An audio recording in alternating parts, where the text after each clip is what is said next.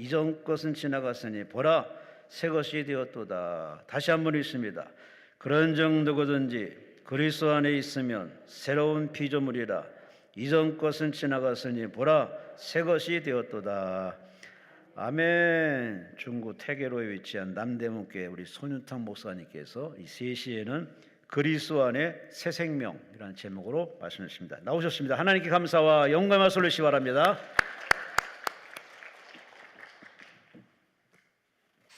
할렐루야. 식사들 잘 하셨죠? 예. 오후에 새로 오신 분 계십니까? 예. 한번 물어봅시다. 오전에 참석하신 분들, 예, 감사합니다. 오전에 제하고 지금 제하고 뭐가 달라진지 아시는 분 계세요? 예? 아시는 것 같은데 넥타이를 안 하고 나왔다. 한번 따라합시다. 다른 길로 갑시다.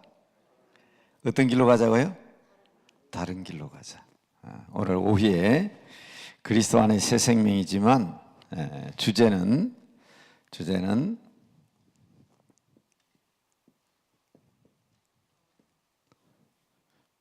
변화입니다. 변화. 변화. 좋은 의미에서 변해야 되는데 변질이 되면 안 돼요. 변질이 되면. 교육의 목적은 변화입니다. 변화. 달라져야 돼요. 동방 박사들이 별을 보고 따라왔다가 아기 예수를 만나고 경배하고 돌아갑니다. 그런데 천사가 지시하심에 따라, 다시 한번 따라합시다. 다른 길로 돌아가니라. 왔던 길하고 전혀 다릅니다. 다른 길로 돌아갔어요. 이 변화입니다. 변화. 물론 제가 처음 이렇게 시간마다 변화를 추구하는 것은 사실은 처음에는 영적으로 된 것은 아니었습니다. 한참 어렵고 힘들 때 총각 시절에 초등학교 선생으로 발령을 받았는데 제가 1976년에 고등학교 선생을 했어요. 그리고 이듬해인 1977년 3월에 초등학교 선생으로 발령이 났어요. 그때만 해도 어려울 때니까 항상 까만 바지에다가 하얀 와이셔츠에 까만 넥타이를 메고 다녔어요. 사람 보기에 따라서 곧 그 당시에 몰몬교 전도사들 폼하고 똑같았어요. 우리 교장 선생님이 굉장히 보기 싫었던가 봐. 교장실에 불려갔어요. 손 선생님, 교육대학에서 뭘 배웠습니까? 무뒤뚱그리고 있는 거 대답할 말을 못하죠. 아이들이 얼마나 지루하겠어요. 항상 하얀 와이셔츠에 까만 넥타이. 아이들은 변화를 좋아하는데 한참 자라고 있는 아이들이 선생님 쳐다볼 때마다 늘 똑같은 복장. 사실은 저는 어려워서 그 당시 그렇게 할 수밖에 없었어요. 근데 교장 선생님한테 그 중을 딱 듣고 나니까 그렇다. 아이들이 얼마나 지루할까. 그때부터 제가 바꿔 입기 시작했어요. 옷이 많아서 좋은 옷으로 바꿔 입는 건 아니지만은 넥타이를 바꾼다든지 와이셔츠 색깔을 바꾼다든지 심지어 허리띠의 색깔을 바꾼다든지 운동화 신었다가 구두화 신었다가 신발을 바꾼다든지. 길게 보면 완전히 바뀐 건 아니지만은 어제와 오늘은 분명히 다르게 이제 그게 습관화되다 보니까 목사가 되고 난 뒤에도 그 습관이 남아 있어요. 그래서 지금까지 쭉 봐오신 분들은 알 거예요. 아마 여기 우리 기도원에서 할 때도 11시에 섰을 때 제 모습하고 안경이 바뀌어도 바뀌어요. 아주 습관이에요. 안경이 바뀌어도 바뀝니다. 똑같은 와이셔츠 입어도 넥타이가 바뀌어도 바뀌고요. 기대되지요. 오늘은 7시 예배 또 있잖아요. 7시에는 소 목사가 어떤 옷을 입고 나올까? 자, 이 얘기를 한 이후니까 한번 기대해 보세요. 얼른 그냥 보면 바뀐 게 없는데 꼭 바꿔 입고 나옵니다. 저는 이것이 자랑스러운 일은 아니라고 생각합니다. 어떤 우리 교회 권사님을 맡다는 우리 목사님은 칠면조가 집에만 갔다 오면 옷을 바꿔 입고 온다고. 그런데 저는 이것을 상징적으로 동방의 박사들이 아기 예수를 만나고 돌아갈 때 다른 길로 간 것처럼 우리 교회 부목사님들이나 혹은 저희 집 사람이나 가까이 있는 사람은 잘 압니다. 산에 갈 때도 등산길로 갔다가 절대로 갔던 길로 저는 돌아오지 않습니다. 둘러서 와도 둘러서 오고 오솔길을 지나서 와도 오솔길로 지나서 옵니다. 상징적으로 성도들에게 보여주기 위한 의도적인 변화도 있습니다. 우리는 주님을 만나서 사는 사람인데 뭔가 달라져야 된다. 그 가운데도 변질이 아니라 변화가 돼야 된다. 변질은 무서운 거예요. 제가 초등학교 선생 처음 할 때는요, 아이들에게 우유를 물 마시듯이 마시게 해야 된다 그랬어요.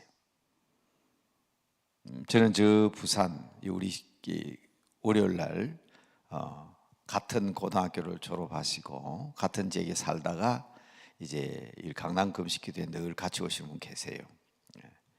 지난주 저지난주일에 만나서 얘기하셨는데 지금 어디 앉아 계시는지 늘 오시는 분 계세요. 부산에 가면 즉기라는 데가 있어요. 우암동. 거기 우암 초등학교에 제가 처음 발령을 받았는데 하도 그때는 어려우니까 아이들이 도시락 사오는 아이보다 도시락 안 사오는 아이들이 더 많았어요. 그래서 학교 뒷뜰에다가 전달부 아저씨가 가마솥 걸어놔놓고 우유를 끓입니다. 그러면 애들이 빈 도시락 가서 그 우유를 마셔요. 우유를 물 마시듯이 마셔야 좋다 그러니까 지금은 아니랍니다. 지금은 애들 무조건 우유 안 먹여요. 제 며느리도 보니까 간호사관학교 졸업한 전문가인데 그런데도 제 손자들 우유 함부로 안 먹이더라고. 그러나 지금 북한 아이들에게는 가장 필요한 게 우유거든요. 그런데요, 전달로 아저씨가 깜빡 잊었어. 점심시간에 그 우유를 비워버려야 돼요, 가마솥에. 그런데 여름에 그 우유를 그냥 두면 애들이 학교 파할 때쯤 된 3시, 4시 몇 시간 전에 우유가 다 변질돼 버려요. 애들이 그 우유 마시면 큰일 납니다.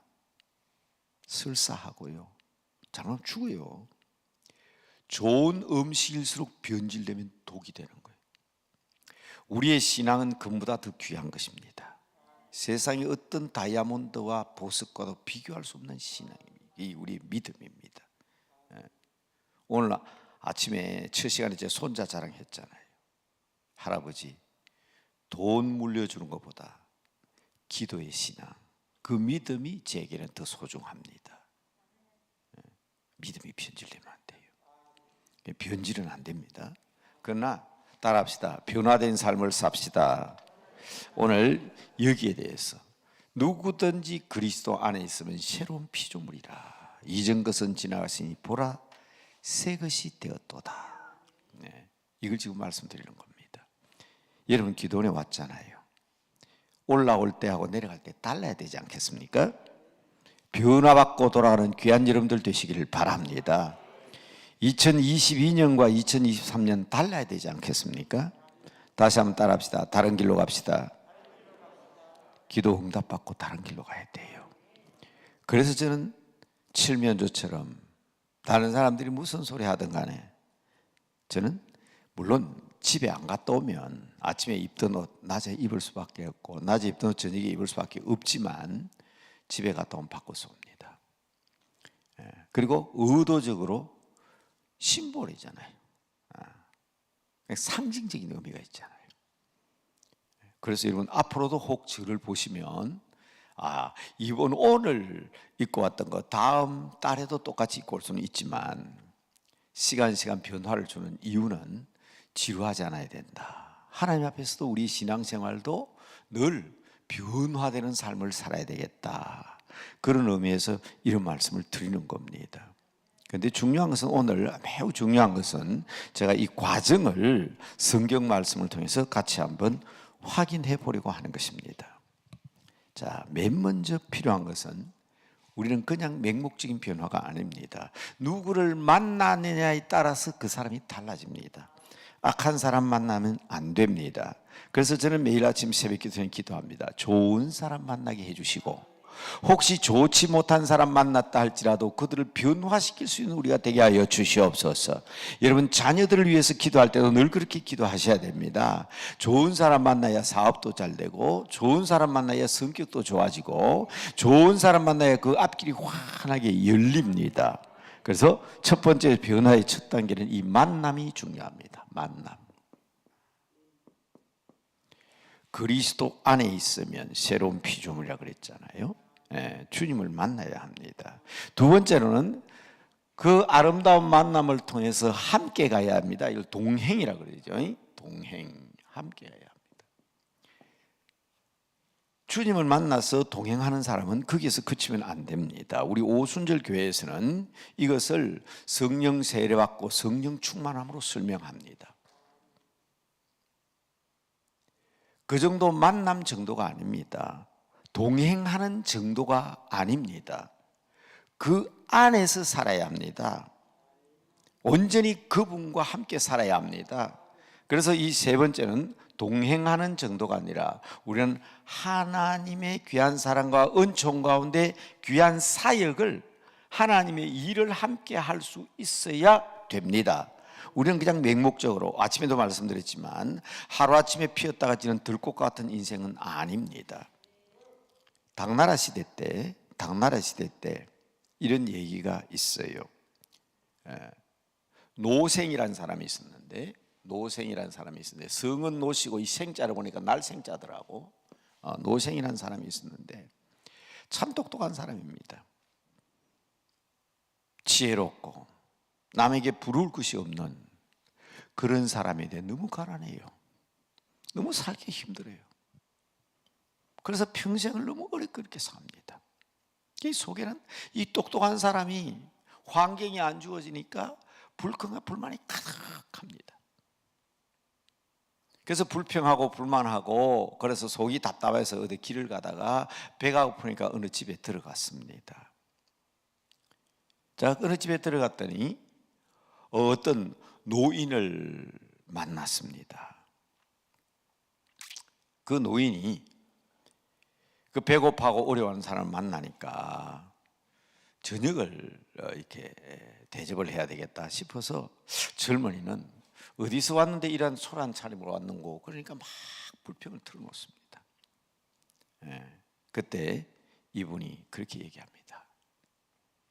잠깐, 더 나이 들은 어른이니까 그렇게 힘든, 똑똑하고 영특하고 재주가 있어도 환경이 그렇지 않으니까 참 힘든가 보는데 잠깐만 여기서 쉬어라고, 내가 저녁을 차려오겠다고. 그래서 스르르 잠이 들었습니다. 그런데요, 엄청난 변화를 체험하게 됩니다. 이쁜 색시도 얻게 되고, 물질적인 복도 받게 되고, 과거 시험에 합격도 하게 되고, 판서, 우리로 말하면 정성벼슬까지도 얻고 엄청난 부를 누립니다. 그러다가 억울하게 귀양살이도 하게 되고, 그리고 다시 돌아와 가지고 또 자녀들도, 손자, 후손들도 보게 되고. 그런데 마음이 안 편해요. 생애를 돌아보니까 정말 덧없는 인생 같았어요. 아이고, 이 생활이 그렇게 유쾌한 생활은 아니구나. 그것을 깨닫는 순간에 소리가 들립니다.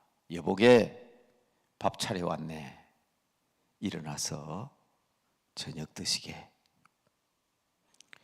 여러분, 이게 중국에서 전해오는 이야기지만은요, 중국에서 전해오는 얘기지만 어쩌면 우리 인생이 꿈과 같다는 얘기 아닙니까? 그리고 이 젊은이가 내가 지혜가 있고 총명한 총기를 주고 내가 이렇게 사는 이것 가지고 그저 감사하면서 살아야지, 불평하면서 살지 않아야 되겠다. 그렇게 얘기했다는 거예요. 우리 인생은 풀과 같은 인생이란 말이죠. 그렇지만 우리는 단순한 풀과 같은 인생은 아니라고 제가 말씀드렸습니다. 역사 배파로 써야 됩니다. 오늘 저녁에 제가 그 말씀 드릴 텐데 매우 중요합니다. 우리 인생에는 뚜렷한 인생관을 가지고 우리가 어떻게 비유하면서 살아야 되는가 하는 것은 정말 중요합니다. 우리는 단순하게 한순간 그 노생처럼 그저 한순간 사는 인생이 결국 꿈하고 똑같은 거예요. 꿈하고 똑같은 거예요. 네, 결국 살다 보면 이게 끝났다, 그게 아니에요. 우리는 영생을 얻는 사람들이에요.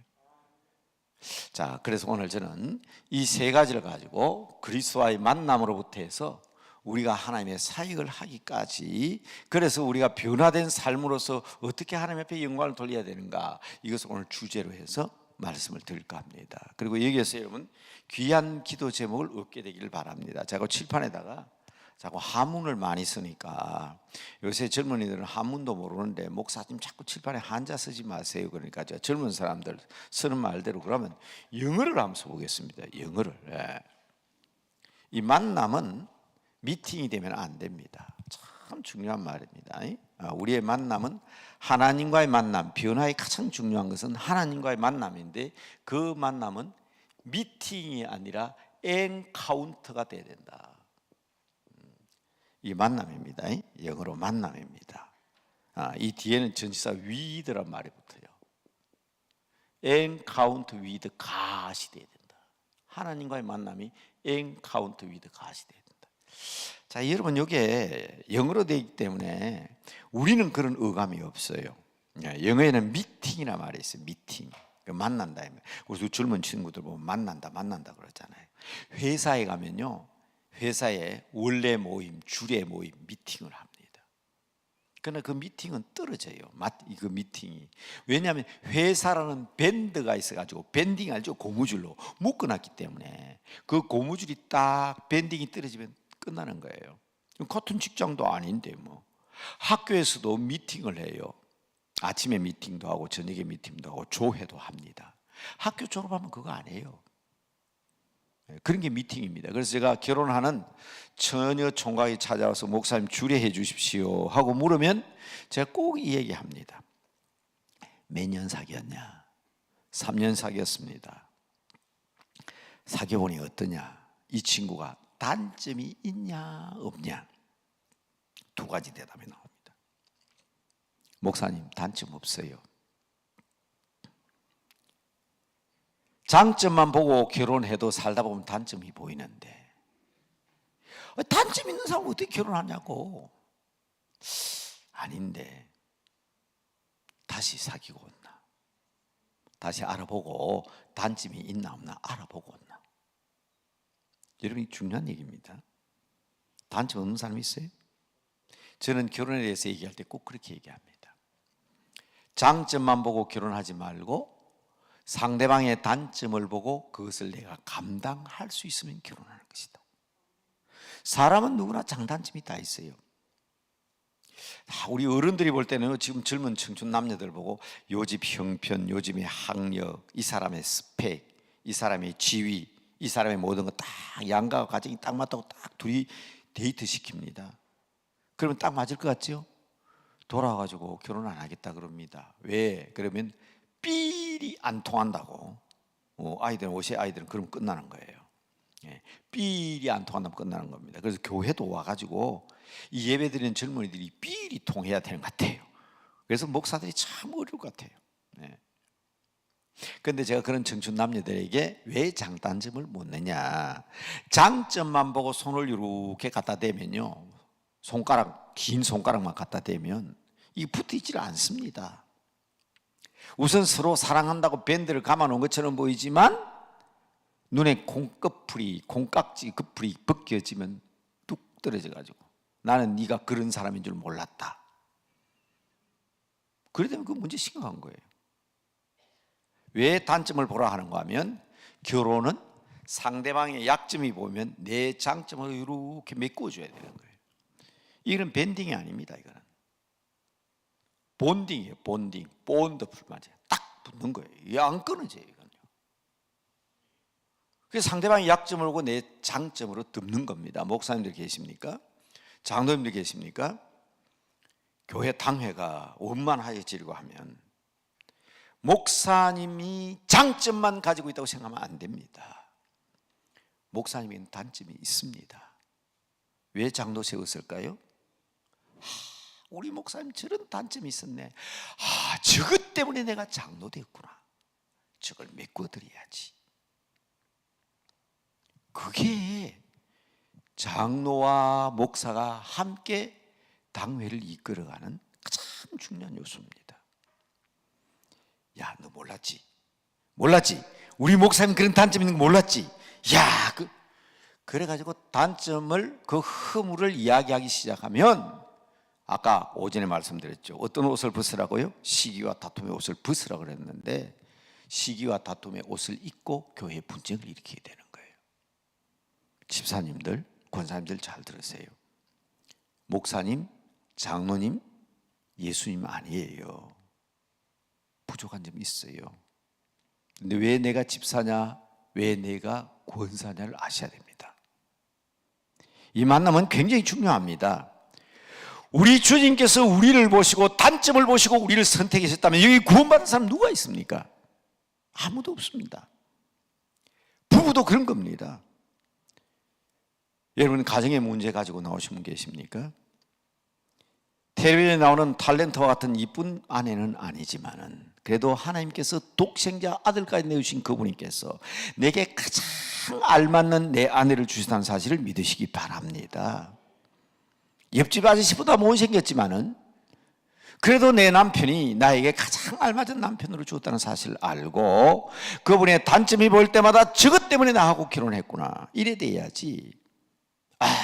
저 보이는 게 내가 속았지, 저 원수 덩어리, 그게 아니라 저분의 그 문제 때문에 내가 저 양반과 하나가 되어 아름다운 가정을 이루게 하는구나. 도대체 목사님이 엔카운터라는 말이 무슨 말이기에 이런 장구한 얘기를 합니까? 영어 사전을 찾아보면 만남은 만남인데 적과의 전투용어입니다. 전투용어. 전쟁을 할 때 상대방이 보이면 약점을 보고 공격을 해야 이기는 거예요. 상대방이 고지에 있는데 그 고지에 대놓고 공격하다는 내가 지게 돼 있어요. 상대방이 약점을 보고 만나라, 이 말입니다. 그래서 전투를 할 때는 약점을 보고 그걸 공격해가지고 승리하는 거예요.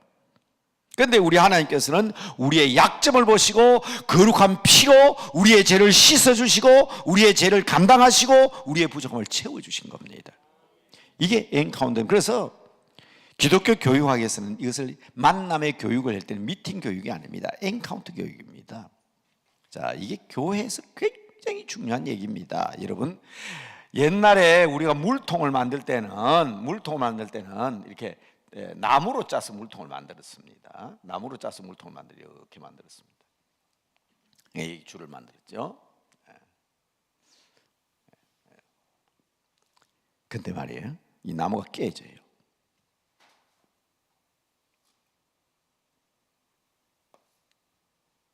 아무리 물을 채워도 이것 이상 물이 안 찹니다. 왜? 이 위에 물이 어떻게 흘러 넘쳐버리기 때문입니다. 그래서 교회 성장하기 위해서는 교회에서 우리 교회는 전도를 열심히 하는 교회다, 우리는 친교가 잘 되는 교회다, 우리는 구역 활동이 잘 되는 교회다, 우리는 성경 공부를 잘하는 교회다. 그럴 때 우리 교회가 무엇 때문에 성장하지 못하느냐, 우리 교회의 약점이 뭐냐를 얘기할 때 이런 도표를 그려놓고 이것을 통해서 교회를 진단합니다. 우리 교회는 구역 활동이 시원찮구나, 이거 갖다 끌어올리자. 여기서 세네? 우리 교회는 친교가 안 되는구나, 끌어올리자. 이게 이제 약점을 보고 교회의 정책과 계획을 세우는 거예요. 네. 이 목사님들이 교회 성장을 공부할 때 가장 기초가 이겁니다. 정말 우리 교회에서 물이 새는 부분이 어디냐, 우리 가정에 정말 필요한 부분이 어디냐, 이게 우리가 만남을 통해서, 교인들을 통해서 이것을 확인하는데 이것을 우리는 엔카운터, 그래서 엔카운터 교육이 참 중요합니다. 그래서 하나님을 딱 만나게 되면 내 약점부터 보게 돼 있어요. 대표적인 게 뭐냐, 예수님이 베드로에게 깊은 데 가서 그물을 던져라. 베드로가 그물이 찢어지도록 친구들을 불러가 배고기를 가지고 나왔어요. 그때 베드로가 알았거든. 엔카운트 된 거예요. 엔카운트 위드 갓, 엔카운트 위드 지저스가 된 거예요. 예수님을 만난 거예요. 그 순간 자기를 보고 주여 나는 죄인입니다, 나를 떠나소서 하잖아요. 내 약함을 바로 그냥 드러내잖아요. 하나님을 만나면, 주님을 만나면 나의 약점, 나의 허물을 압니다. 여러분, 저는 초등학교 선생할 때에 이제 교사를 하고 있었는데 목사님과 그런 깊은 만남이 없었습니다. 그런데 어느 날 목사님이 저를 부르시더니 오늘 우리 교회학교 교사들 회의를 하는데 손 집사님 집에 가서 회의할 거야. 가슴이 쫙 내려앉는 게, 아이고, 우리 목사님이 내 죄를 다 아시는구나, 내 부족함을 다 아시는구나. 와, 하필이면 우리 집에서. 목사님의 개인적인 접촉과 그것도 가정에서 만나게 된다고 생각하니까 제일 먼저 생각한 게 내 죄더라고. 그래서 저는 가끔 교인들이 교회를 떠나게 되고 목사님 만나기를 꺼리는 사람들은 목사와 그 사람의 관계도 문제지만 그 사람 스스로 자기 자신이 그런 죄책감을 느낄 때 얼른 그것을 통해서 오히려 주님 앞에 나오고 그것을 통해서 주와 해결을 하려고 해야 되는데 양심의 가책을 느껴가지고 떠나가는 사람들이 있거든요. 멀어지는 사람이 있어요. 대표적인 게 얘기할까요? 괜히 시어머니하고 며느리하고 싸우라 놓고 교회 오니까 시어머니가 권사니까 다른 권사는 전부 다 시어머니처럼 보이거든. 그럼 교회 다른 교회 옮긴다 그럴 때 우리 시어머니 때문에 교회 옮깁니다 이럽니까? 아닙니다. 나 목사님 설교가 싫어서 옮깁니다 그런다고. 나 교회 싫어서, 교회 어른들 싫어서. 핑계는 다른 핑계 됩니다. 그때 목사님은 빨리 알아차려야 돼요. 목사님 계시면요. 하나님과의 관계입니다. 주님과의 관계입니다. 이 엔카운터 위드 갓이 이루어지면 반드시 이루어지는 것이 엔카운터 위드 미가 되기 때문에 그렇습니다. 나 자신을 보게 되기 때문에 그렇습니다. 여러분, 이 엔카운터 위드 갓이 바로해지고 엔카운터 위드 미가 바로 이루어질 때 우리 주님께서 너는 사람 낚는 어부가 되리라. 엔카운터 위드 아들스 하는 말씀입니다. 자, 오늘 오후에 이거 다 정리해 드리는데 오늘 아침에 얘기한 거고요. 굉장히 중요합니다. 예. 타인과의 관계 속에서 사람 낚는 어부까지. 그럴 때 온전한 사역이 이루어지고 온전한 역사가 이루어지는 겁니다. 여러분, 이럴 때에 일어나는 역사가 바로 우리는 무슨 역사라 그러냐? 생명의 역사라. 주님과의 만남이 이루어질 때 이런 게 생명의 역사입니다. 생명까지 맞습니다. 예. 생명의 역사.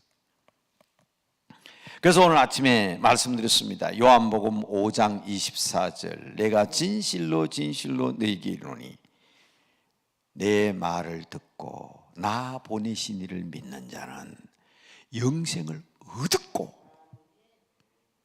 믿습니까? 이미 여러분에게 영생이 있음을 믿습니까? 이미 영생을 얻어버렸어요. 여러분, 지옥 가고 싶어도 지옥 못 가. 지옥 가도요, 여러분 지옥 가면 지옥이 천국으로 바뀌어버려. 왜? 거기 가서 여러분 뭐 할 겁니까? 만약에 여러분 지옥 간다면 지옥 가서 뭐 할 거냐? 그거 여러분 분명히 하시면 됩니다. 여러분, 만약에 여러분이 지옥 가면 여러분 지옥 가서 뭐 할 것 같아요? 이것이 아버지의 뜻이라면 아골골짝 빈들에도 복음 들고 갑니다. 지옥 가서 찬송할 거잖아요. 믿으시면 아멘. 지옥 불구덩이에 들어갈 때 뜨거라 나는 그럴 겁니까? 아버지의 뜻이라면 나는 지옥 가서도 이 불구덩이 서 있어도 아버지의 뜻이라면 나 찬송하겠습니다.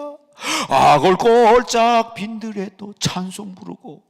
나 이제 주님의 새 생명을 얻으면 찬송 부르면 사탄이 놀라 자빠져가지고 한 길로 왔다 7길로 도망갈 줄로 믿습니다. 이게 생명의 역사예요. 이게 생명의 역사예요. 사탄이 놀래가지고 얼른 그냥 천국으로 집어 던져주든지 아니면 지가 놀라서 도망가든지 두 개 중에 하나거든. 이게 영생을 얻은 사람의 특권인 줄로 믿으시기 바랍니다. 좀 당당하십시오. 예수 믿는 사람들 당당하세요. 죄를 지었더라도 회개하시고 하나님께서, 우리 주님께서 내 죄를 대신하셨다. 그래, 내 지었다. 어쩔래? 여러분, 유명한 얘기 있죠. 안다 오리 얘기 알아요? 안다 오리. 예. 동생이 어느 날 고무총을 가지고 놀다가 자기 집에 오리가 한 마리 지나가길래 탁 쏘아가 막 오리가 팍 죽어버렸어요. 그렇게 아버지가 아끼는 오리인데 오리가 사람을 잘 따라요. 이 큰일 났다. 아버지한테 들키면 큰일 났다 싶어서 뒤 때리다 오리를 묻어버렸어요. 근데 학교 갔다 오는데요, 형이 그래요. 야, 내 책가방 들고 가자. 내가 왜 형 책가방을 들고 가? 너 알지, 오리. 우리 형이 봤구나. 그래가지고 형 책가방을 낑낑대면서 들고 옵니다. 아버지가 심부름을 시켰어요. 근데 동생을 불러놓고, 야, 너 갔다 와. 아, 형한테 시켰잖아. 너 알지, 오리. 이렇게 하다 보니 할 짓이 아니거든. 이래가 안 되겠다 싶어서 아버지에게 갔어요. 아버지, 사실 며칠 전에 제가 고무총을 가지고 놀다가 아버지가 아끼는 오리 머리를 탁 쏘았더니 그만 죽어버려서 뒷뜰에 묻었어요. 아버지가 끌끌 웃으면서, 그래, 그런 일이 있었냐? 오리 저기 있잖아. 땅속에 묻었지만 오리가 기절했다가 살아난 거예요. 저기 있잖아. 깜짝 놀랐습니다. 근데 형은 그걸 모르죠. 이틀은 학교 갔다 오는데 형이 그럽니다. 야, 내 책가방 들어가자. 나 뭐 안 들어? 너 알지, 오리? 그래, 안다. 오리 안다. 왜? 여러분, 우리가 지은 죄가 있다 할지라도 주님 앞에 당당하게 회개하시기 바랍니다. 그리고 우리 주님께서 그 피로 다 갚아주신 줄 믿으시기 바랍니다. 이게 영생 얻은 사람의 당당함입니다. 영생을 얻었고 심판이 이르지 않으니 사망에서 생명으로 옮겨내라. 사탄은 끊임없이 속삭입니다. 너 죄인이지. 너 죄 지었어. 너 지옥 갈 거야. 너 어떡할래? 속지 마시기 바랍니다. 주님을 만난 사람은 Encounter with Jesus, 주님을 만난 사람은요 이렇게 당당합니다. 예수 믿는 사람이 비실거리면 안 돼요. 죽을 때는 죽을지라도 주님과 함께 죽고 주님과 함께 산다는 확고한 믿음을 가지시기 바랍니다. 우리 주님을 만나면 이런 역사가 있는 거예요. 사망에서 생명으로 옮겨느니라. 여러분과 저는 오늘 밤에 죽어도 천국 직행입니다. 요단강 건너가 주님을 만납니다. 오, 지옥 가? 지옥 가도 걱정 없다. 지옥 간다 할지라도 지옥이 천국으로 바뀌든지 그곳에서 우리가 찬송 부르고 이게 하나님의 뜻이라고 한다면 우리는 주의 뜻대로 사는 사람이니까 그 믿음이 엔카운트 위드가 요한복음 5장 24절 늘 기억하시기 바랍니다. 이게 이제 새 생명의 역사잖아요. 새로운 생명의 역사가 새로운 생명을 얻고 하나님의 자녀가 되었으면 이제는 주님과 동행해야 되지 않습니까? 주님과 함께 살아야 돼요. 이것을 영어로 뭐라 그럽니까? 임마누엘. 임마누엘. 뭐요? God with us. 우리와 함께 하신다. 이 동행하는 주님과 함께하는 삶입니다. 예수님께서는 제자들에게 3년 동안 이 사실을 가르칩니다. 그래서 우리 주님께서 하신 거 보면 최초에 부르실 때 제자들을 부르셔서 왜 불렀냐? 마가복음 3장 13절에서 15절. 자, 성경을 확실히 말씀드립니다. 마가복음 3장 13절에서 15절. 제자들을 부르신 목적이 나옵니다. 예수님께서 제자를 부르셨습니다. 12를 불러 세우셨으니 이에 첫 번째 함께 있게 하시고, 따라합시다. 함께 있게 하시고. 여러분 왜 불렀을까? 왜 불렀을까? 함께 하시려고 부른 거예요.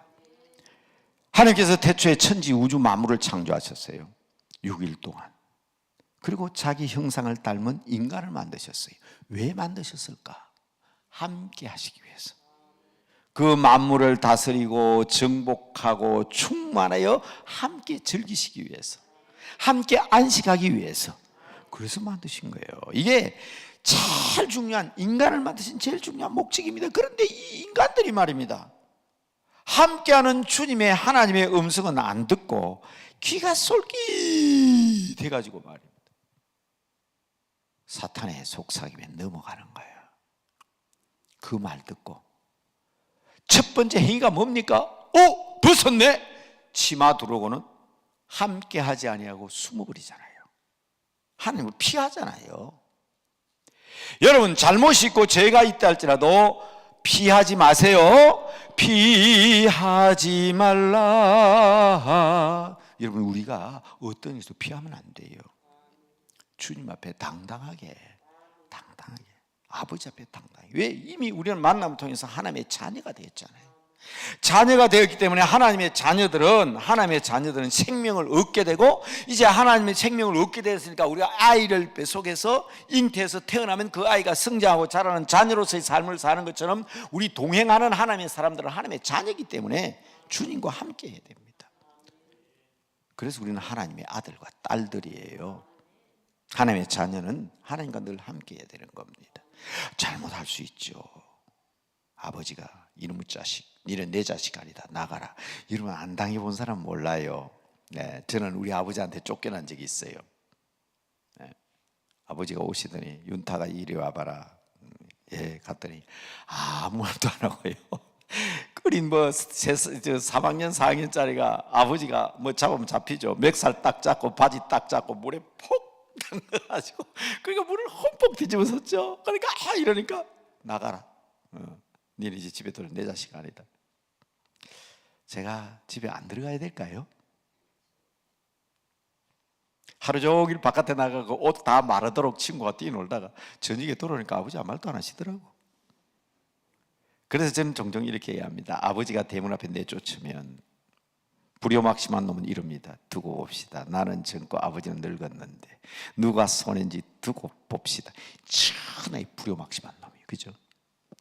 아버지께서 화가 나셔서 나를 대문 밖에 내쫓았지만 나는 여전히 하나님의 자녀입니다. 끊을 수 없어요.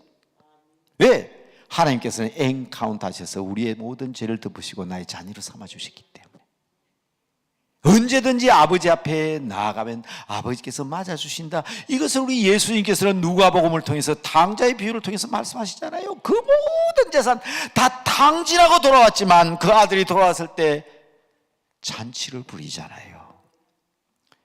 우리의 위치가 그렇다는 것을 잊지 마시기 바랍니다. 노아 홍수 때 모든 사람이 다 생명이 있는 것은 다 죽었지만 하나님이 노아와 함께 하심으로 아브라함아 내 고향 친척 아이집을 떠나라. 내가 너와 함께 한다. 그때는요, 샘을 하나만 가지고 있어도 부자예요. 이삭은 가난하다 샘을 파면 땅에서 막 물이 쏟아나왔어. 이방인이 와서 빼앗아 뿌려. 그럼 딴 데가 또 파면 또 물이 나와요. 이방인이 메꿔버리면 또 딴 데가 또 파면 물이 나와요. 이삭이 어떻게 이런 복 받는 사람이 되었습니까? 성경 잘 읽어보세요. 하나님이 이삭과 함께 하심으로. 아버지를 속이고 형을 속이고 저 외삼촌 집으로 도망가던 야곱이 루스라는 광야에서 잠을 자는데 하늘에서 천사들이 오르락 내려가 사다리가 보이는데 아이고 여기가 하나님의 집이에요. 그래서 그 베델이라 했는데 그때 하나님이 말씀하십니다. 네가 어디로 가든지 내가 너와 함께하리라. 보세요. 야곱이 똑똑해서 죄가 없어서 정결해서가 아니에요. 요셉은 보디발의 집에 종으로 팔려갔다고 비참합니다. 부잣집 아들이 말입니다. 그런데 창세기 39장 3절에 보니까 주인 보디발이 보니까 여호와께서 요셉과 함께 하시니 그의 범사가 형통하였더라. 무슨 일을 만나든지 그 다음 만사 형통하시기 바랍니다. 언제? 하나님이 여러분들과 함께 하시면 범사 형통, 만사 형통합니다. 요셉이 억울하게 감옥에 들어갔어요. 거기 들어가면 죽었다 나와. 그런데 창세기 39장 23절 여호와께서 요셉과 함께 하시니 그의 범사가 형통함을 누가 보았냐? 간수들이 본 거예요. 이야, 그래서 이 모든 감옥의 일을 죄수지만 요셉에게 맡기면 되겠다. 나중에 애굽의 총리 대신까지 되잖아요. 아이고 하나님요, 내 나이가 80인데 이 나이에 내가 뭘 합니까? 그런데 하나님이 뭐라고 합니까? 출애굽기 3장 내가 정령, 영어로 슈월입니다. 정령 너와 함께하리라. 보세요, 이거 하셔야 돼요. 창세기부터 요한계시록까지 우리가 이대로 살 수 없어요. 하나님의 뜻대로 살 수밖에 없는 게 바로 하나님이 우리와 함께 하시기 때문인 줄 믿으시기 바랍니다.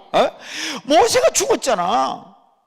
그 젊은 여호수아가 그 백성들을 앞에 놓고 말이에요, 당황하고 있을 때 여호수아서 1장 8절 9절에 뭐라고 합니까? 내가 모세와 함께 했던 것처럼 내가 너와 함께 하겠다. 이 약속이 있어야, 이 약속을 받아야 우리가 하나님의 진정한 하나님의 자녀로서의 큰 역사를 행할 수 있는 겁니다. 이거 잊어버리면 안 돼요. 이건 어디서 했다고? 예수님이 제자를 부르면서 내가 너희를 부른 이유는 함께 하기 위해서다. 계속 얘기할까요? 기도원. 우리 엄마 아버지는 우상 만드는 사람인데, 여러분 저희 아버지는 유교학자고요, 불교도 기독교도 받아들이지 않던 사람입니다. 기독교에 교회가 없었으니까 알지 못하지만 중들이 오면 전부 다 아이고 스님, 그래 우리 아버지는 니 어디서 왔노? 어느 데서 왔는데, 아무리 나면 중도 말로 탕탕 놓더라고. 왜?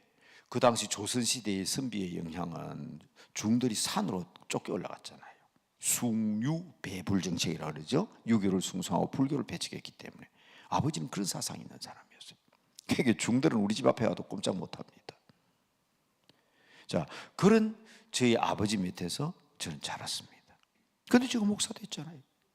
기도원이 그랬다고. 하나님, 나 우리 아버지는 우상 만드는 사람인데, 그때 사사기에 보면 이렇게 얘기합니다. 기도원아, 내가, 우리 성에 이렇게 있어, 반드시 너와 함께 하겠다.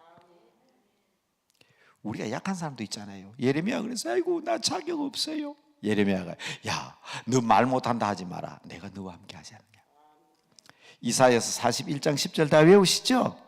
두려워 말라. 그 다음 내가 너와 함께 하느니라. 놀라지 말라. 내가 너의 하나님이다.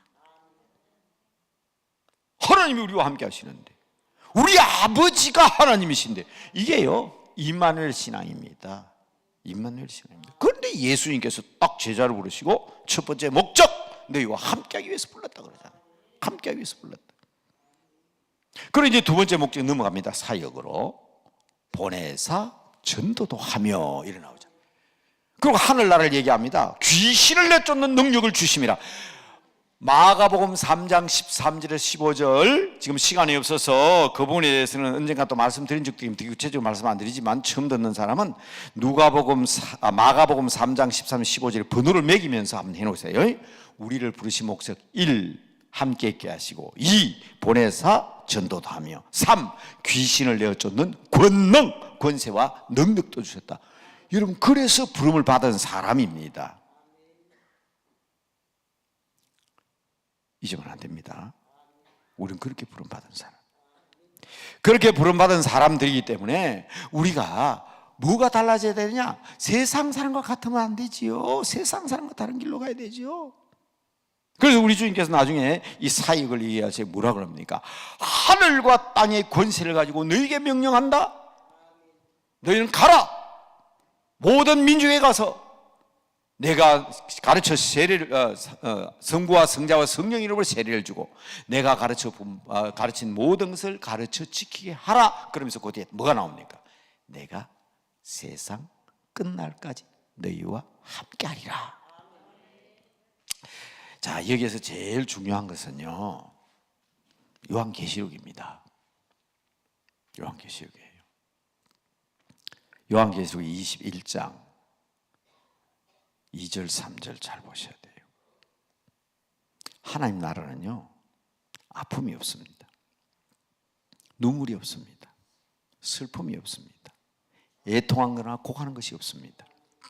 여러분 가운데 단 한 사람도 이 나라에 가지 못하는 사람이 없기를 주의 이름으로 축복합니다. 다 우리는 그 나라에 갈 사람들이고 가야만 합니다. 그런데 그 나라가 어떤 나라냐? 딱 앞에 나와요. 하나님이 친히 저들과 함께 하신다. 하나님이 친히 저들과 함께 하시기 때문에, 그래서 우리는 요한계시록 21장 3절 4절 2절 3절 4절, 1절부터 4절까지 한번 읽어보세요. 하나님이 친히 저들과 함께 하시기 때문에 그게 하나님 나라입니다. 하나님이 함께 하실 때 눈물이 없고 슬픔이 있고 고관은 아픈 것이 없습니다. 어린아이가 칭칭 울다가 엄마 엄마만 있으면 다 되는 것 같잖아요. 저는요, 세상에서 제일 좋은 말이 엄마 같아요. 여러분, 이 중에 80이 되고 90이 된 어른도 엄마 하면 눈물 나잖아요. 아이, 세상에 엄마보다 더 좋은 게 어디 있어요. 어릴 때는 엄마만 있으면 다 되잖아요. 그처럼 우리에게는 하나님만 계시면 됩니다. 그 하나님이 우리와 함께 하시는 거예요. 자, 그래서 누구든지 그리스도 안에 있으면 하는 마지막 결론 들어갑니다. 누구든지 그리스도 안에 있으면. 자꾸 한자 쓴다 그러니까 제가 오늘 일부러 영어로 쓴다 그랬죠. 자, 이게요 얼마나 중요한 말인지 모릅니다. In Jesus Christ. 이거는요, 예수 그리스도 안에 하는 겁니다. 어제 저녁에요, 저녁 9시에 우리 집에는 주일날 가정예배를 드리거든요. 시차가 있어가지고 할 수 없어요. 태국과는 2시간 차이가 나고, 또 손자들이 독일에 있어가지고, 그러면 걔들은 오후 한 2시, 3시 됩니다, 주일날. 그래서 부득이 가정예배는 주일날 저녁 9시에 드립니다. 제가 아침에도 말씀드렸죠, 성경을 한 장씩 읽어요. 근데 오다 보니까 로마서 마지막 장까지 왔어요. 어제 저녁에 로마서 16장을 읽었습니다. 거기 보면 수많은 인물들이 나오죠. 루페의 어머니는 내 어머니다. 그에게 문안하라. 나를 위하여 목숨까지도 버릴 수 있는, 목숨까지도 바칠 수 있는 헌신자가 있는데 브리스가와 아굴라, 이름이 엄청 많이 나와요. 다 읽었어요. 한 장 한 절씩 읽습니다. 그런데 거기에서 한 절씩 애들이요, 참 자꾸 예배를 들어보면 이 국어 실력이 학교 국어 선생님 배우는 것보다 국어 실력이 더 늘어요. 왜냐하면 한 절씩가 그 한 절을 설명을 해야 되잖아요. 그런데요, 나중에 한번 찾아보세요. 로마서 16장 안에 주 안에서, 그리스도 안에서, 예수님 안에서 하는 게 몇 번 나오는지 한번 헤아려 보세요. 어제 저녁에 일부러 헤아려 봤어요. 11번 나와요. 11번. 한 장에 11번 나옵니다. 제가 이건 예를 들어서 어제 저녁에 제가 헤아려 본 거니까 말씀드리는 거예요. 무슨 얘기인가 하면, 사도 바울이 로마서로부터 시작해서 13권의 성경을 썼습니다. 제일 많이 나오는 단어가 바로 이 단어입니다. In Jesus Christ. 주 안에서, 그리스도 안에서, 주 안에서, 예수 안에서, 그 안에서. 여러분, 이게 얼마나 중요한 말인지 모릅니다. In Jesus Christ. 이제 여러분, 제가 이 얘기 했으니까 로마서 이후에 성경 읽을 때 이것만 가지고 동그라미 치면서 한번 살아보세요. 우리가 정말 어디에서 살아야 되고 어떻게 살아야 되는지. 이건 우리 하나님의 일꾼들, 사역을 하는 하나님의 일꾼들입니다. 이제는 우리가 새 생명을 얻었고 하나님의 자녀가 되었으면 하나님의 일을 해야지. 여러분, 2023년 이해에는 주님의 일꾼들 되시기 바랍니다. 착하고 충성된 종이라 칭찬받는 일꾼들 되시길 바랍니다. 어떤 사람은 그래요.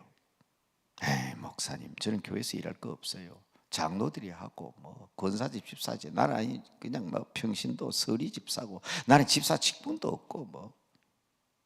잘 들으세요.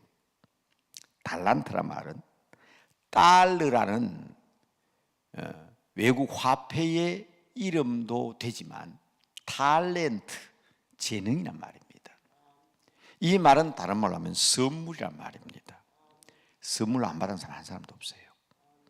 1달란트 이상은 다 받았단 말이에요. 물론 어떤 사람은 5달란트 받은 사람이 있습니다. 2달란트 받은 사람이 있습니다. 3달란트, 4달란트 받은 사람이 있어요. 그러나 이것 안 받은 사람은 한 사람도 없어요. 그런데 여러분, 마태복음 25장에 보면 달란트 비유에서 묻어버린 사람 있잖아요. 왜 묻었을까요? 이게 감사치 않은 사람의 대표적인 예입니다. 왜 누구는 2달란트고 누구는 5달란트, 나는 1달란트냐 이거예요. 그래서 주인 앞에 와서 뭐라 합니까? 당신은 철저한 사람이기 때문에 나는 땅에 묻었다 가져왔다 그러지 않습니까? 적어도요, 새 생명 얻고 주님의 사랑으로 자녀로 성장한 사람은 하나님 앞에 내게 맡겨진 달란트를 어떻게든 남겨서 주의 일꾼 되어야 되는 줄로 믿으시기 바랍니다.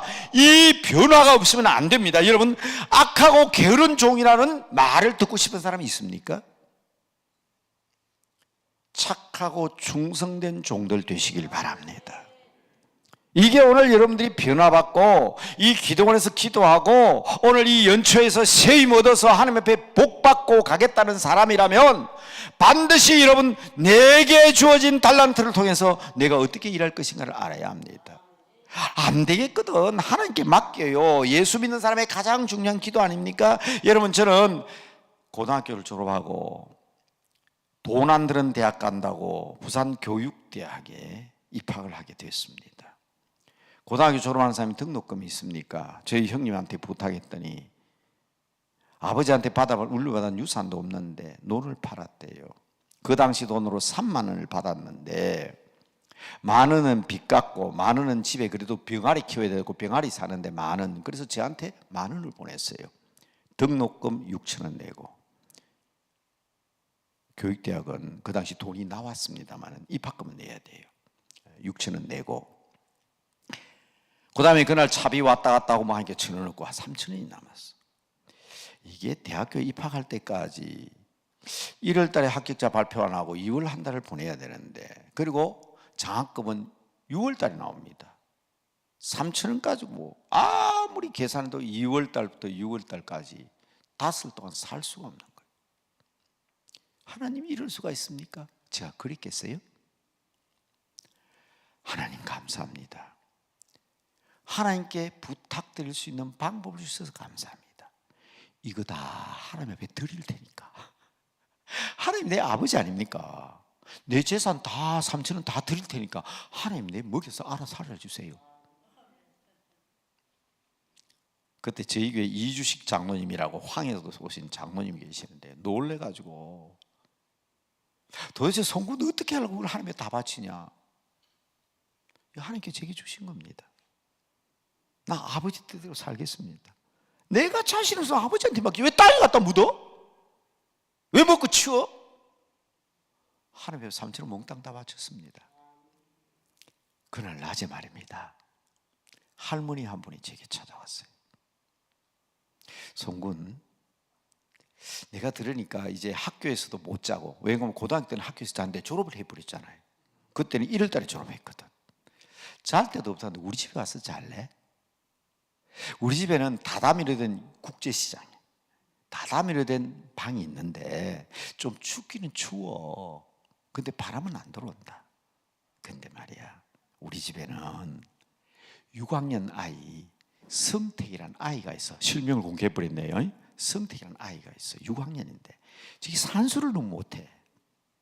우리 집에 와서 자고 산수 가르치면 남편이 쌀 가게를 하고 있는데, 쌀 장사를 하고 있는데 우리는 밥 안 굶어. 여러분 보세요.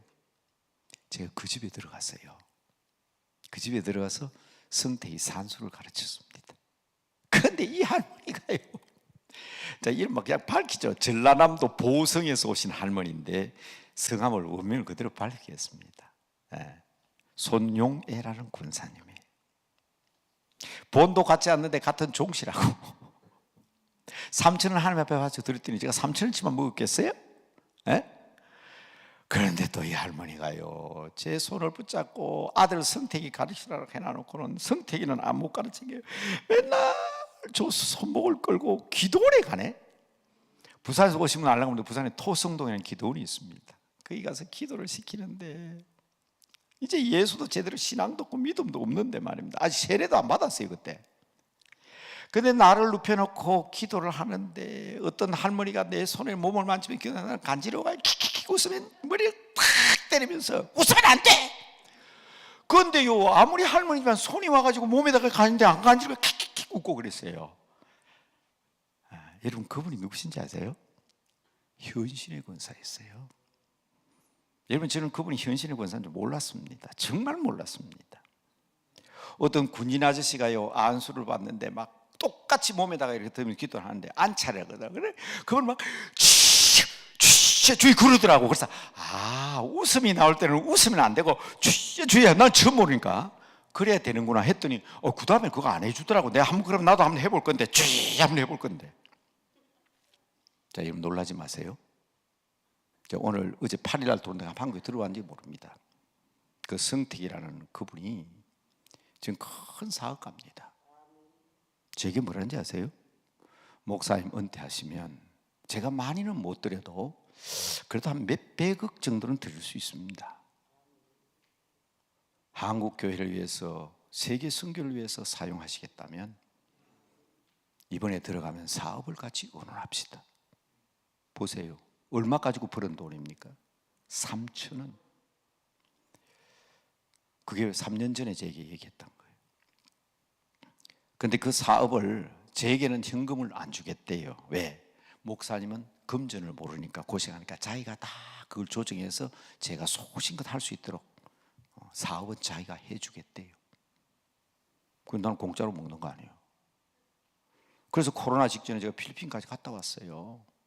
선교센터 세우고 대학 하나 세우고 선교사 자녀 학교 만들려고. 그런데 갔다 왔는데 막 그 지진이 나가 막 엉망진창이 돼버렸어요. 그래서 선생님 거기는 안 됩니다. 태국에 합시다. 예. 어제 돌아왔기 때문에 오늘 어떻게 얘기할지 모르겠어요. 코로나 때문에 태국 가기로 했는데 못 갔어요. 그리고 지금 3년이 지났어요. 제가 있는 그대로 이름까지 밝혔잖아요. 있는 그대로 얘기하는 거예요. 여러분 사업이 어떻게 되고 코로나 때문에 어려워가지고 혹시 그렇게 안 될지는 몰라도 벌써 저하고 와서 의논하겠다는 자체가 다릅니까? 저는 그분 때문에 저 종로 5가에 사무실 가지고 있습니다. 그분이 전세 다 냈어요. 제가 돈 안 내요. 소 목사 사무실이 지금 종로에 있어요. 그것도 종로 5가에. 크지는 않지만 자그마한 사무실이지만. 보세요. 요까지만 얘기할 거예요. 그건 더 깊이 얘기할 수가 없는 게 아직 모르기 때문에. 그러나 지금 분명한 것은 종로 5가에 있는 사무실은 3천원짜리는 아닙니다. 전세가 그래도 어마어마한 전세입니다. 그 친구가 다 보내줘서 만든 거예요. 그것만 해도 앞으로 이거 안 해도 충분히 되지. 그러니까 제가 지금 말씀드리는 것은 뭔가 하면 예수 그리스도 안에서 주님께 다 맡기면 주께서 책임지시는데, 네? 주님께 맡겨야 돼. 주님 앞에. 이 그리스도 안에서 말이에요. 그리스도 안에서, 주 안에서 잊으면 안 됩니다. 하나님의 일을 해야 되거든. 주의 사역을 해야 되거든. 그래서 이 영어로 나왔지만 Encounter with God, 하나님이 우리와 함께 하셔서 우리에게 생명을 주시고 하나님이 나와 함께 하심으로 하나님의 자녀로서의 역할을 하게 하시고, 하나님의 자녀면 뭐 하냐? 자녀는 일을 해야지. 일꾼. 우리 주님께서 마지막, 이 분이 주님께서 부르셔서 제자들을 부르셔서 전도다며 봉사도 하게 하시고 세상 끝날까지 너희와 함께 하시겠다면서 너희가 땅끝까지 내 증인이 되라고 하시고 보내사 전도도 하게 하셨으나 우리 주님께서 마지막 떠나실 때 간절하게 기도한 기도를 잊지 마십시오. 그 기도가 뭐냐? 요한복음 17장. 하나님이 내 안에, 내가 하나님 안에 있는 것처럼, 내가 아버지 안에 있는 것처럼 그랬죠? 저들도 우리 안에 있게 하사. 주님 안에 사는 여러분들 되시길 바랍니다. 주님께 맡겨요. 주님께 맡겨요. 제가 현신의 권사님한테 사실 제가 귀신 많이 쫓아냈거든. 그리고 여러분 제가 지금은 시대가 달라서 이모 머리에 뭐가 들어가 먹물이 들어가가지고 뭐 박사학위 받고 교수하고 그러니까 그런 걸 못하니까 가만히 생각하니까 이게 사람이 먹물이 들고 지식이 들어가 있구나. 그리스도 안에서 성령으로 가득해야 되는데. 그런데 저는 그런 능력이 왜? 저는 안 믿는 가정에서 자랐잖아요. 그런데 제가 그런 능력을 행하고 하나님의 역사가 나타나고 막 교회에서 그런 일이 나고 기도하면 병자가 낫고 그걸 몰랐는데 나중에 알게 됐어요. 왜냐하면 성택이 누나가, 제가 알잖아요. 다 걔 6학년 때 누나가 다 고등학생이고 저는 대학생이었지만은 졸업하고 난 뒤에 구경을 못했어요. 애가 어디 가버렸는지. 미안합니다. 지금은 나이가 60이 다 돼가는, 60이 넘었을 거예요. 누나니까. 근데 얼마 전에 만난 거예요. 고등학교 졸업하고 다 어디에 있습니까? 현신의 권사님 댁에 있었대요. 현신의 권사님 댁에서 자랐대요. 그러면 그때 기도한 사람이 그분이 현신의 권사래요. 그래서 내가 어릴 때 멋모를 때 현신의 권사님한테 안수 안찰 받아서 그런 역사가 있구나. 여러분 적어도 좀 잘 보세요. 제가 현신의 권사님한테, 전설적인 인물이 현신의 권사님한테 안수 받고 안찰 받고 자란 사람이에요. 그 믿음으로 주 안에서 역사를 행하는 능력을 주신 분, 여러분 바로 그 능력을 체험하는 여러분 되시기 바랍니다. In Jesus Christ, 예수 그리스도 안에서. 그리스도 안에 있어야 돼. 그리스도 안에, 주 안에 있어야 돼. 아버지가 내 안에, 내가 아버지 안에 있는 것처럼 저들도 우리 안에 있게 해달라. 한번 따라합시다. 내 안에 계신 성령님. 여러분, 우리가 주님 안에 있고 주님이 내 안에 계시면 능력이 나타나는 줄로 믿으시기 바랍니다. 3,000원을 드려도 하나님께서 능력을 행하시는 거예요. 그런데 왜 달란트를 땅에 묻어? 땅에 묻지 마세요. 묻을 때가 있고 안 되거든 하나님께 맡기세요. 헌금하세요. 한 맡겨보세요. 이거는 제 얘기가 아니라 성경에 나오는 얘기예요. 여러분, 저 충현교회라고 합동축교회 충현교회 김창인 목사님, 제가 어릴 때 설교를 하면서 방송석에 이러더라고. 그때는 제가 목사 되기 전이에요. 사건 목사들은 헌금을 강조하지 않는다고. 왜? 교인들요, 헌금 설교하면 다 싫어합니다.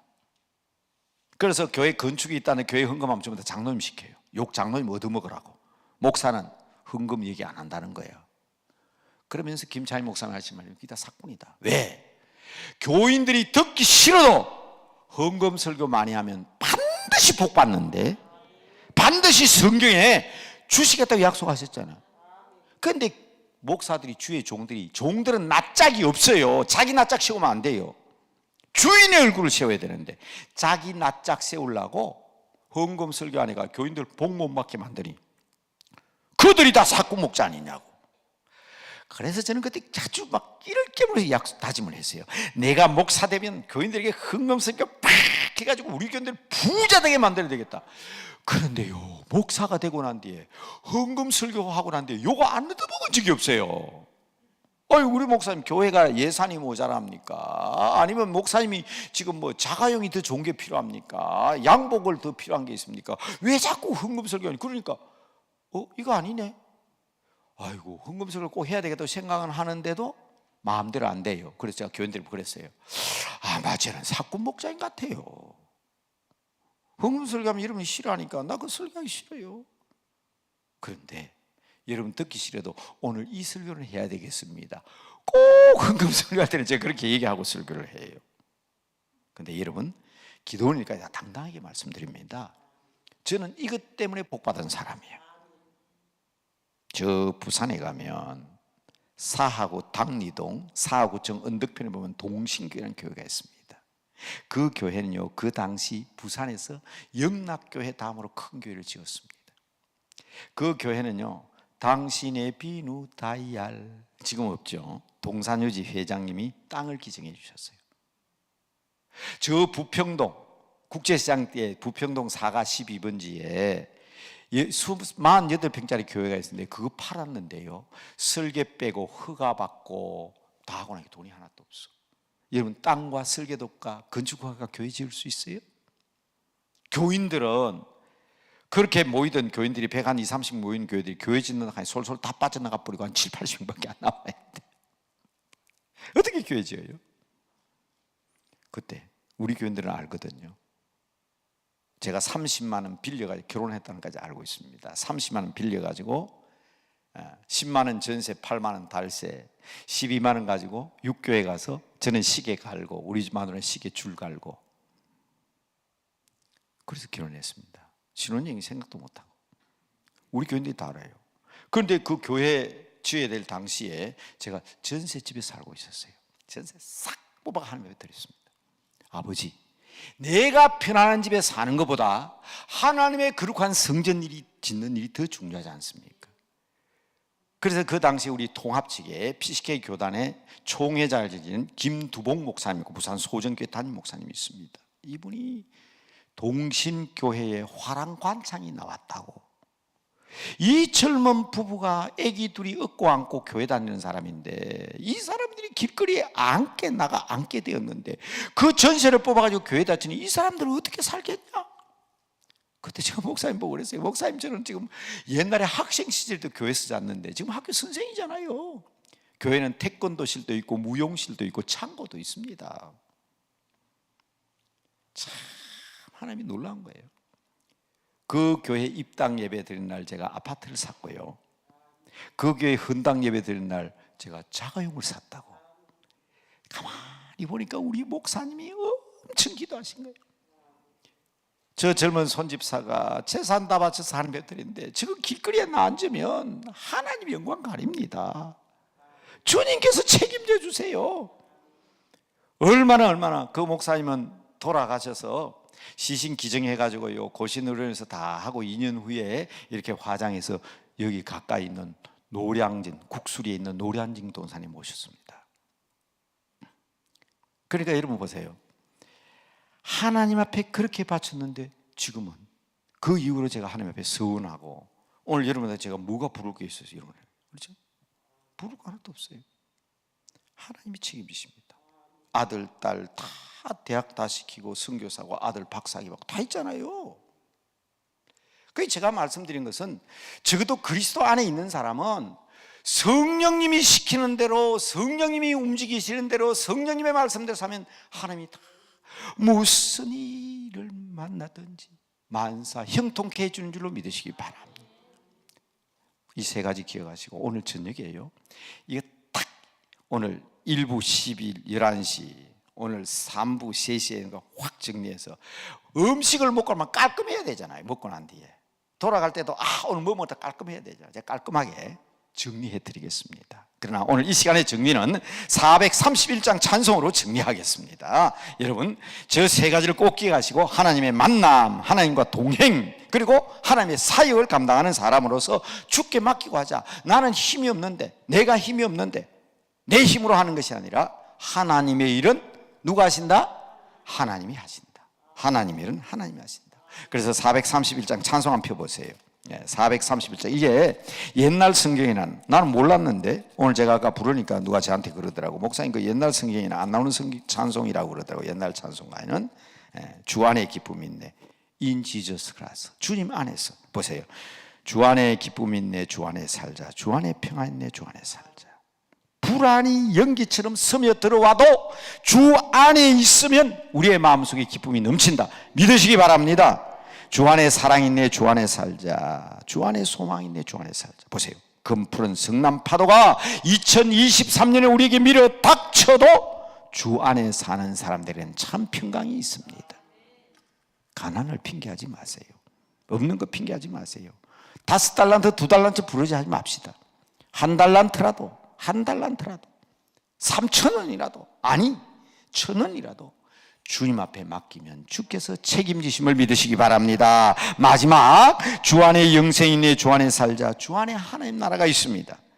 불길이 지옥처럼 솟아올라와도 주 안에 사는 사람에게는 생명의 능력이 있음을 믿으시기 바랍니다. 어디 반주 될까요? 네.